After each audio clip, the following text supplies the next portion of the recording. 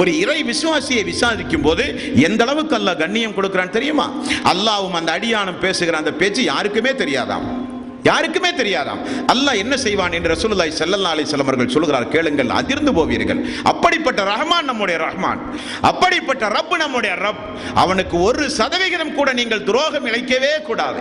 எந்த நிலையிலும் அவனுக்கு மாறு செய்கிற எண்ணம் நம்முடைய உள்ளத்தில் வந்துவிடக் கூடாது.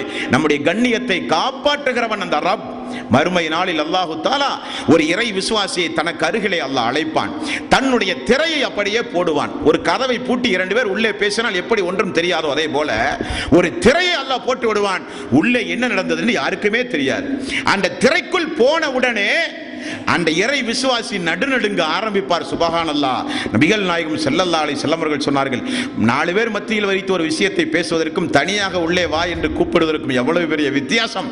அல்லாஹு தஆலா அவரை அழைத்து ஒரு திரையை போட்ட உடனே அந்த இறை விசுவாசி சொல்லுவார், அல்லாஹ் நான் இந்த பாவங்களை எல்லாம் செய்தேன், நான் ஒத்துக்கொள்கிறேன் யா அல்லாஹ். எடுத்த உடனே அந்த இறை விசுவாசி சொல்லி விடுவார், விசாரணை எல்லாம் ஜாஸ்தி எல்லாம் இல்லை, அல்லாஹ்வே நான் ஒத்துக்கொள்கிறேன், நான் இந்த பாவங்களை எல்லாம் நான் செய்தேன், உண்மைதான்.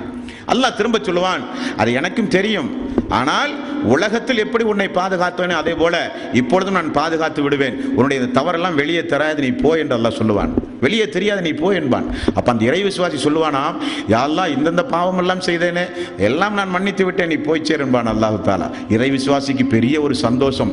வெளியே உள்ள மக்களுக்கெல்லாம் உள்ளே என்ன நடந்தது என்றே தெரியாதாம். ரசூலுல்லாஹி ஸல்லல்லாஹு அலைஹி வஸல்லம் அவர்கள் சொன்னார்களே, அந்த ரப்பு நம்முடைய ரப்.